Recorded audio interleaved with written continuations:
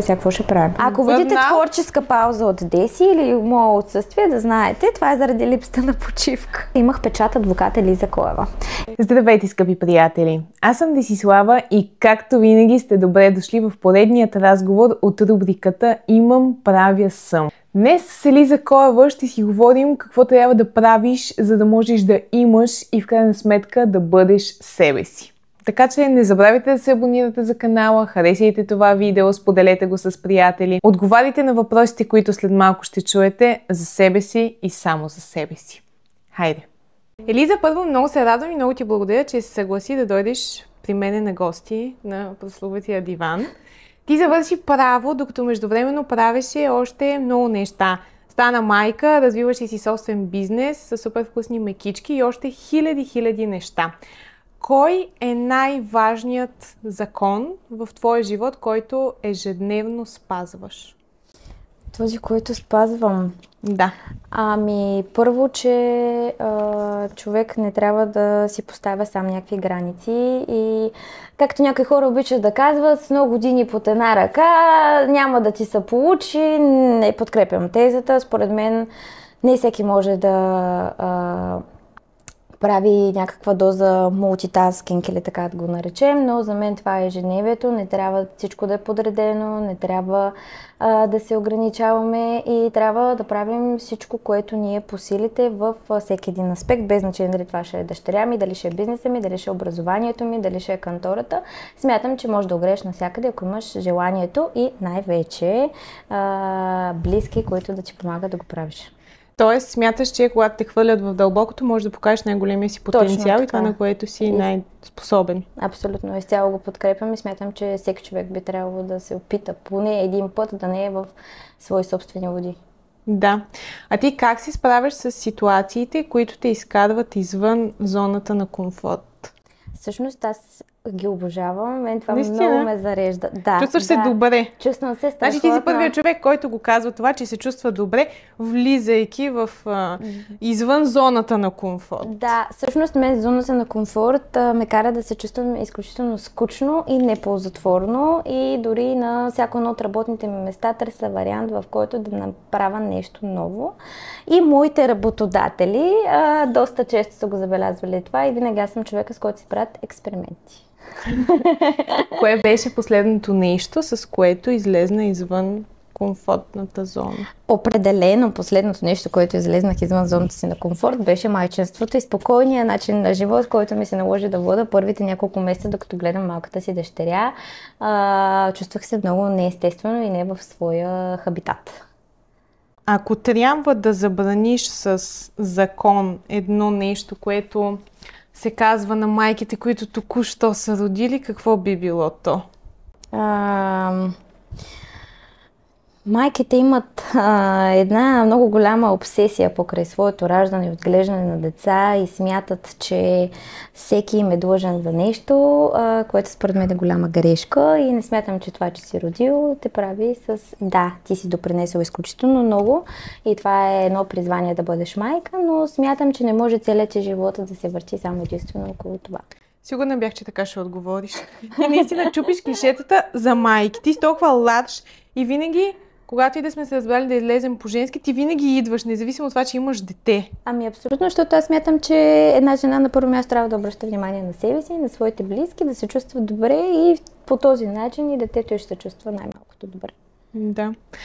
Има ли емоции, които те изненадаха, че ги изпитваш след като роди? След като родих, искам да ви кажа, че аз станах един доста по-смирен и добър човек, което е много странно. Ти винаги си била добър човек. Била съм добра, но съм била смирението, може би, доста пряма, избухлива, а сега вече съм доста по-смирена и приемам всяка една ситуация доста по-спокойно, обмислям си я, не съм толкова импулсивна със сигурност и много се радвам за което. Да. Кое е качеството твое, което не би искала да виждаш в детето си? Със сигурност не искам да е толкова нервна и да е толкова педантична към всичко. Мен ме дразнат неща, които нормалният човек не би трябвало да го дразнат и това го налагам на хората около себе си и ги напрягам много. Ето, например, какво те дразни най-много в хората? Примерно, сега ще дам пример в ежедневието си с моя мъж. Аз като кажа, че нещо ще се свърши днеска, примерно ако днеска каже, че аз ще смена кружка, давам го за пример, тая кружка аз ще съм я сменила след 10 минути. Значи като кажа, че ще направя нещо, веднага трябва да се случи. Тоест се случи още преди да си го казала. Точно така. Да. А когато ми се каже нещо и то не се случи примерно в рамките на този ден, пък какво остава в рамките на другия, значи искам да кажа, че аз съм го повторила вече 800 пъти и човека отсреща ме мрази. То обикновено, ако мразиш някой, значи скрито много го обичаш. Да, и аз на това разчитам. Омразата и любовта са свързани заедно. Да. Ако съществуваше магазин за щастие, какво щеше да си купиш оттам? Щастието за мен са... Щастието за мен са откраднатите моменти, точно с близки хора или по-детски да се чувствам. И ако ме питаш какво ще взема от магазина за щастие, сега като го казваш, ще взема захарен памук. Захарен памук? Това е спомен от детството? Захарният ми памук е спомен от детството. Дядо ми ме взимаше и ме водеше в зоологическата градина. Значи това значеше, че е неделя, че ще ям Макдоналд след това, че ще видя всички животни, че ще получа поне една играчка подарък и всичко беше перфектно. Имаш ли автоматични мисли? Това означава мисли, които неволно са в твоята глава постоянно. Такива са, например, трябва да се справям по-добре, да си покажа емоциите не толкова добре. Сега тук добре ли се справих? Ако не го направя, това ще се случи нещо неприятно. Това трябваше ли да го казвам? Такъв тип са автоматични. Да, още, че ги имам перманентно по цял ден. Всеки ги има? Да, и са на разнообразни тематики и даже понякога се чудя дали сама не се затормозявам с тях. Да, затормозяваш. Защото премислям всяко нещо по 10 пъти, след като съм го свършила, дори когато знам, че съм го свършила добре, което най-много ме озадачава. Да. Дори да смятам, че нещо е перфектно, после викам, то е перфектно за мен, ама дали за другите ще му хареса. Да. Това напоследък стана така много популярна тази тема с автоматичните мисли. Това, че трябва да се справяме, тях да ги няма, защото те са създадени от нас и са в наша вреда. Да. Коя е твоята най-голяма ценност? Какво на тебе ти е ценно? Човек да е предан. Да е предан и да е честен, да е коректен, защото смятам, че повечето хора вече не са коректни. Със сигурност сега това видео, като го качиш, има лица, с които не съм постъпвала добре, но това е било, когато съм била по-малка, не е толкова осъзната, но със сигурност в момента смятам, че просто да си добър с другите и това, което казваш, наистина да го мислиш, е може би нещото, което ни липсва. Да. Ама това е много хубаво, че си го осъзнала, защото не може човек да се роди с всички изградени качества и аз смятам, че процесът е дълъг.Докато си изградиш качествата и си изградиш и личността, защото аз смятам, че наистина в момента ние сме в процес по подреждане на мисли и на всичко, тъй като сме още доста млади, но е много готино да осъзнаеш какво е важното вследствие на преживяни ситуации, на моменти. Точно да си осъзнаеш грешките, защото наистина, признавам, си случвало се. То най-хубаво е човек да разгреши, за да може после да си научи урок. Поне аз така мисля. Да, подкрепям. Грешките са хубави неща и моменти. Коя е твоята най-голяма вътрешна сила? Нещо, което примерно и те мотивира и получаваш вътрешна сила и си кажеш, да, това го правя най-добре. То може би не е вътрешна, може би е външна сила. Малко странно ще прозвучи, нали, защото за всеки сигурно това е силата. Моята външна или вътрешна сила, да го наречем, значи това е моята майка, защото моята майка е един изключителен пример за една борбена жена, постигнала абсолютно всичко, за което човек би си мечтал. И искам да кажа, че като имаш такъв пример, който да следваш, някак си, може би индиректно, аз мятам, че трябва да постигна поне толкова, без да има нужда тя да ме насочва или да ме бута. Може би това е сформирало до някаква степен и мен като човек. И знам, че поне толкова трябва да постигна, а летвата е високо наистина, така че смятам, че тя много подпомага, без дори да знае процеса по моето развитие. Да си поговорим малко за твоите си постижения. Да кажем, най-вкусните мекички на центъра на Пловдив. Да дойде. Ще сложим логото. Въпреки, че повечето хора сигурно са ги яли, защото наистина са вкус от детството. Кои са основните неща, върху които ти наблегна, за да може мекицата да е факт и да е успешна, защото тя е вече колко 5-6 години? Да, 5 години навършихме вече, почваме 6-та. Едно нещо се убедих, когато едно нещо е вкусно, предложено е по правилния начин, с добро отношение, то няма нужда от кой знае каква реклама. Най-добрата реклама, както ти самата знаеш, от уста на уста и доволни клиенти, които пращат свои познати. Наистина, просто човек трябва да следи най-вече за качество, а за да го имаш това, трябва да прекараш доста време на място в обекта и най-добре даже ако можеш ти да работиш, както се случи в началото, също тази първите 2-3 години. Прекарвах изцяло времето си в Мекицата, свободното, когато не бях в София заради университета. Ма ти сега ставаш в 4 часа сутринта. Да, и сега това са ти TikTok видеята. Тук ще изпишем и TikTok профила ти. Знаеш ли кое много ме впечатлява под тия видеа? Хората колко се изненадват, че едно младо момиче може да работи. Че може да стане в 4 часа. Да, защото всеки смята, че ние сме мъдзеливи. Аз затова започнах да правя и този канал, защото ние нито сме мъдзеливи, нито сме глупави. Да. И сме изключително можещи и всеки си развива нещо негово си, което прави с много голямо удоволствие, защото смятам, че за един бизнес и бранд е изключително важно и някой да го свързва с лице. И някой като ми каже твоето лого, аз го свързвам с теб, защото си направила неща, правилни стъпки, които наистина да те свързват с това, което ти правиш и си личи, че го правиш по твоя си начин. Да, съгласна съм. И изглежда като теб. Да, впечатлих се. Определено платформата и реакциите от нея ме впечатлиха от това, че хората явно имат много грешно впечатление за нас като поколение. Да, затова сега ще го променяме. Да, така че борим се всички дружно заедно. Да, абсолютно. Ме то така трябва да бъде, защото иначе всеки може да ти каже хиляди глупости ти какъв си, но лошото е, че ти можеш да му повярваш, че всъщност си такъв, а той даже не те познава. Да. И аз съм на мнение, че никой не е способен да ти казва ти какво можеш и какво не можеш. Факт. Само да не взем да се заблудим като някакви овце. Нали? Ти как се справяш с идиотите и идиотките в ежедневието? Обожавам ги хора. Направо ви казвам, имам чувството, че нервната ми система всеки ден я изпитват по 200 пъти. Колкото повече избягваш идиотите, те толкова повече те намират и те преследват. Да, те са навсякъде. И са навсякъде. Искам да ви кажа, че доскоро се опитвах всячески да споря с идиоти. И ти не можеш. Да им обяснявам, но осъзнах, че това да си говориш с една стена, освен ти да си изхъбиш енергията и думите, които те даже не проумяват, няма никакъв смисъл.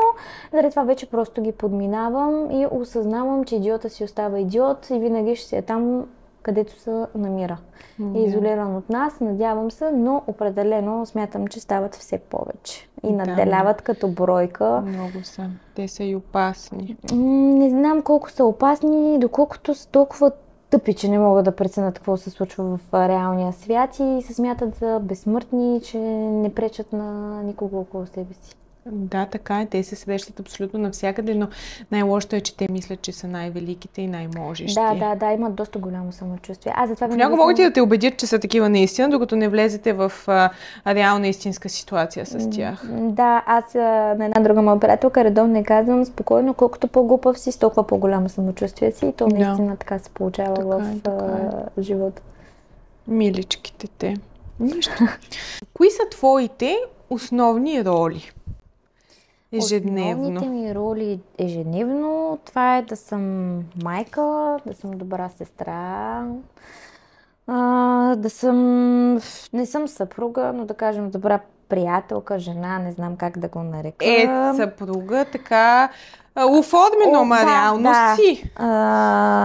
И добър работодател и работник. Имам доста роли на ден, ти си готина. Ти си от готините. Зависи. Понякога може да бъдеш лоша, колкото съм добра, толкова съм и лоша. Трябва да бъдеш справедлива, аз мисля, че това го можеш. Аз съм много справедлива и имам много, така да кажа, висок праг на търпимост. Идеята е да не го прекрачва, защото после става страшно. Да, жална ти майка е положението. Да, знам. Да. Аз мисля, че на тебе много ти отива това, че завършиш право и че сега си юрист. Защото някакси едно, че знаеш какво да кажеш, Ами някак си вдъхваш доверие на хората, когато го говориш. Това за Могат да ти доверието повярват. Да, доста хора наистина из първ път, като ги Което е срещам, много добро веднага качество за почват един да ми адвокат. споделят някакви доста лични неща, което ме изненадва, явно ги предразполагам. А за другото, дали ми отива или не, да ти кажа, до ден днешен се чуда дали ще успея да лавирам между бизнес и между това да бъда юрист, тъй като в момента имам и други бизнес проекти, които всеки момент ще бъдат реализирани и не знам дали ще успея да, както се казва, да огрея навсякъде, но за момента няма нещо, което да ми е безинтересно и да кажа, оставям го, нали, с лека ръка, отказвам се от това. Така, че... Ти в началото каза, че това много те стимулира и ти е много приятно да правиш 200 неща едновременно. Да, въпросът е, че човек има някакъв капацитет и когато искаш нещо да е много добро, ти трябва да отделиш по-голяма част от времето си. И аз сега, примерно, искам мекицата да е много добра, в същия момент искам да съм много добър адвокат, в следващия момент искам да съм много добра майка и в последния и другото място да е много добро, не може да имаш 100% навсякъде. Не може, то е невъзможно, ти не си машина. Да. Ти не можеш да разделиш себе си на 5 и да кажеш ти сега това правиш, ти сега това правиш. Да. Това е сложното, да се балансира в ситуациите. Се надявам, че ще се получат нещата. Ще се получат. Няма как да мисля. Който не е правото и не е успял. Точно така. Има ли някакви ситуации или неща, които теб на ежедневна база те саботират? Примерно искаш да довършиш нещо до край, но имаш някаква пречка по пътя, която те саботира. Каква е тази пречка? Нещото, което ме саботира е това, че физически не мога, като започна нещо, да го приключа. Давам пример. Отивам в офиса и започвам да пиша нещо. Примерно, искова молба, отговор на искова молба, така. В този момент ми звъни 7 пъти телефона по 7 различни въпроса. Майстор за плочки, друг за апартамент, трети за поръчка и аз забравям докъде съм стигнала. И сега ми трябва 1,5 час, в който аз пак да се настроя да започна да пиша и так му се настроя, напиша още един абзац и ми звъни още някой.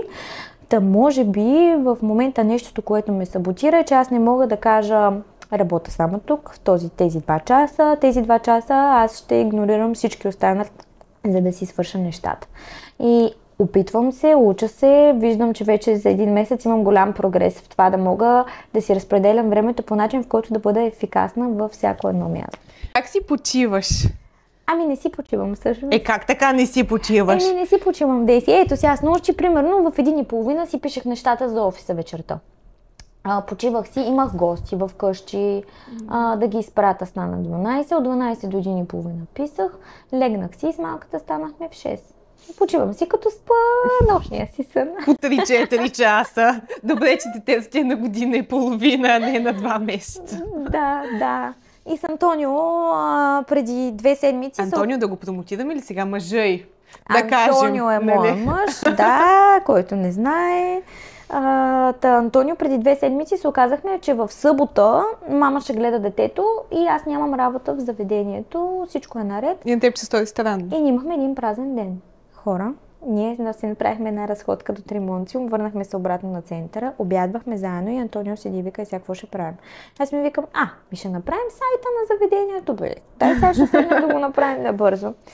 Така, оплътних му времето, просто вече ние не е естествено да седим да бездействаме. Да, малко е странно, наистина. Да, ама трябва да има всеки такива дни, според мен. Да, трябва, обаче аз, примерно, даже не искам да имам 2 почивни поредни дни. Да. Защото се чудя какво ще правя, на мен ми е скучно. Да, според мен това ще даде някакъв резултат. Със сигурност. След години, някакъв бърнаут ще имаме.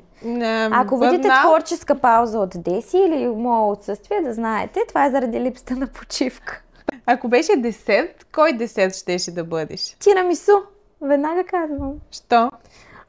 Защото не е твърде сладък, има различни текстури, има си блат, има си крем, има отгоре какао. Оля, тирамисуто е идеалният десерт. Просто хич не харесвам тирамису, не знам, това е десерт, който изобщо не харесвам. Има кафе, живея за кафето, така че не е просто тирамису, без да се замисля. Това е моят десерт. Да. Какво умееш да правиш най-добре? Най-добре какво умея? Най-добре умея да купонясвам, ако ме питате.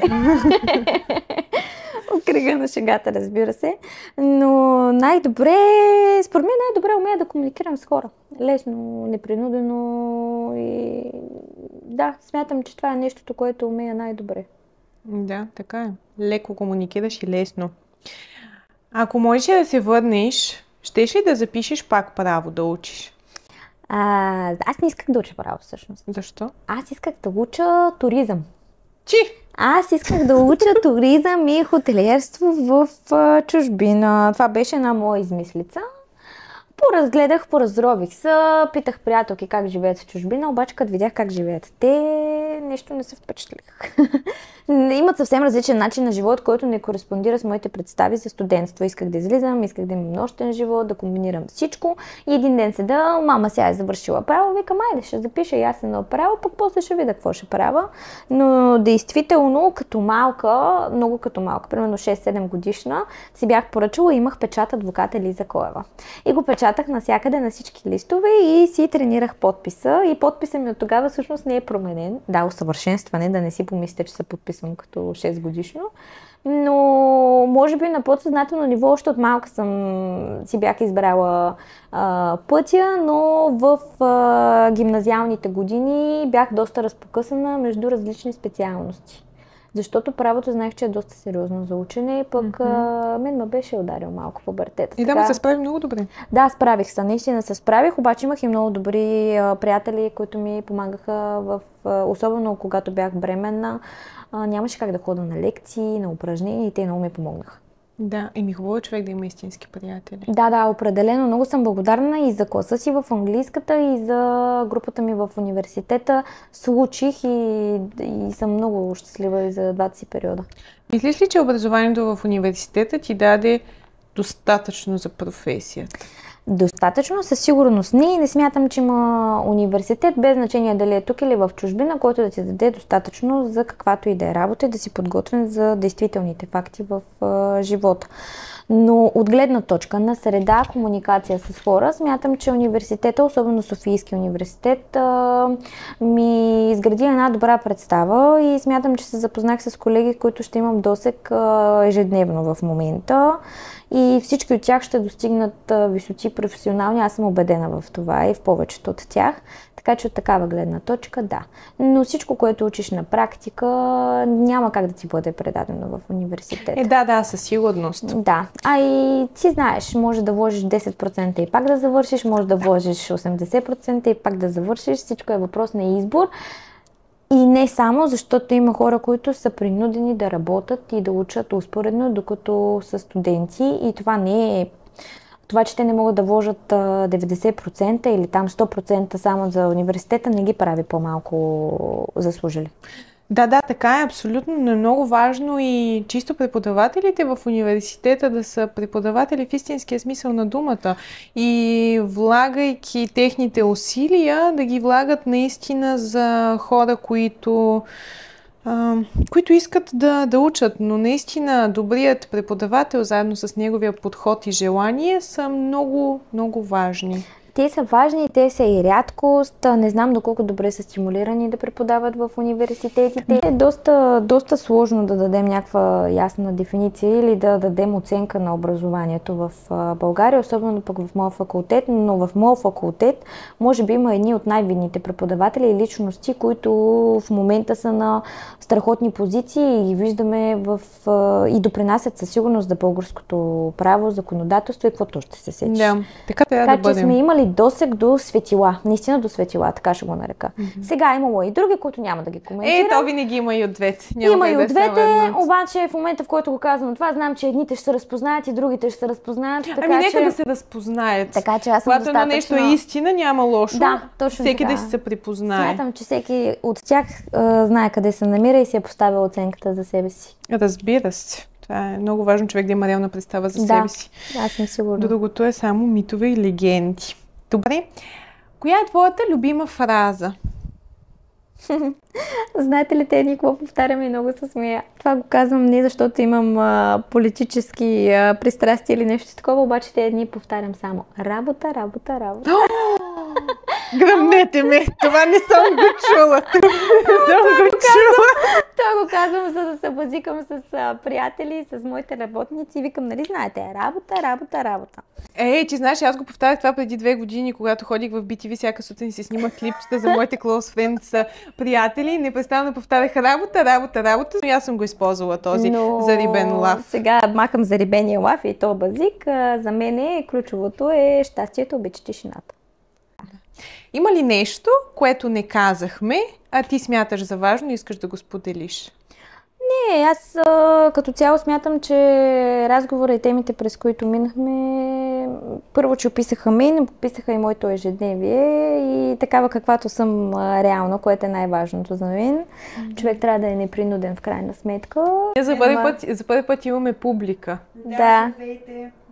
Ама Деси много предразполага да говориш лесно. Въпросите си много добре зададени. И те са от пирамида. Да, ама няма къде да тръгнеш да се разпростираш, защото има въпроси, които са много общи и ти се чудиш кое точно да кажеш, а твоите са добре подбрани. Да, по-конкретни си, на мен ми харесват и аз така като си ги разписвам всеки път, си ги разписвам спрямо човека. Така си го представям си човека и какво би било подходящо, какво би било интересно, така нали да изкараме от него. Ама основната ми идея е хората, като ги слушат, да си отговарят и за себе си, защото аз така понякога, като ми е тъпо или като не знам какво да направя в тази ситуация и си пускам някое видео и си слушам въпросите. И наистина, смисъл, те са прости. Примерно, какво умееш най-добре, кой си ти, как се справяш с ситуациите. И като си отговориш на тия въпроси, те са толкова прости, можеш да разбереш много неща за себе си. Ами, това е, че според мен в ежедневието ти забравяш кой си най-добър. Толкова да поема плана центрофуга, че ти забравяш реално какво умееш и когато го приложиш. Ние сме малко едно поколение, което е много жадно за материалното, бързо да постигне резултати и смятам, че повечето, докато гоним това да изкараме добри пари, образно казано, зачеркваме всички качества, в които сме добри, защото там ще иска повече постоянство, повече време и ти реално зачеркваш едното за сметка на другото, което е решение, което правиш доста рано. Да, така е, абсолютно. Но все пак, човек сам взема решенията за живота си. Абсолютно, но смятам, че това в бъдеще би изиграло лоша шега, ако не обърнеш внимание точно на нещата, в които ти си добър. Да, така е, абсолютно. Така че отговорете си в какво сте добри. Да.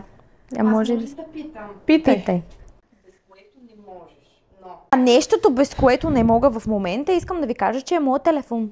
Не е задължително да седя да го гледам. Просто да го усещам в джоб, в ръка. Нито са ма крали, нито нещо ми се е случвало. Не мога да ви обясня. И това го забелязвам, че много ми се обострило в последните месеци. Така действат технологиите и това е ужасно, защото те вкарват в една зависимост към тях. И примерно аз бях... Защо не исках да си свалям TikTok толкова години? Буквално аз си го свалих преди 2-3 месеца, защото не исках да прекарвам много време в него. И в момента сега на ден сигурно прекарвам по около 2 часа само скролвайки. Ето този лош навик, нали, на скролването. Иначе вече има и много полезно съдържание там, обаче е факт, че аз прекарвам страшно много време на телефона и съм по същия начин. Непрестанно трябва да пипна дали не ми е тук. Трябва да го отворя, просто е така, нали, защото да си го отворя без да има някакви съобщения. На какво са дължи това така влияят. Трябва да ги направо искам да го хвърля. Да, точно това ще да кажа. Аз сега съм си така поставила за цел преди да заспя и сутрин като стана да не си цъкам на телефона и освен това да имам по 1 или по 2 дни в месеца, в които да не си пипам телефона. Освен отговаряйки, примерно на обаждания. Но това още не съм почнала да го правя, но искам да го направя, защото знам колко добре ще ми повлияе. Със сигурност. Ти трябва да ходим някъде на разходки в природата. Знам. Последен въпрос. Коя си ти? Коя съм аз? Може да отговориш по какъвто искаш начин. До сега всеки е отговарял различно. Някой с името си, друг с качествата си. Както искаш. Аз май ще отговарям с качества. Въпреки, че името много си го харесвам. За тези, които не знаят, аз съм Елиза. Но иначе аз съм Мисля, че съм едно момиче с голямо сърце, наистина, много голямо сърце, за тези, които го заслужават и още по-големи мечти. Така смятам. Много хубав отговор. Така че всеки е добре дошъл. Аз мисля, че разговорът стана много готин. И аз. Много добре ми се получи. Да. Така, изпяхме го.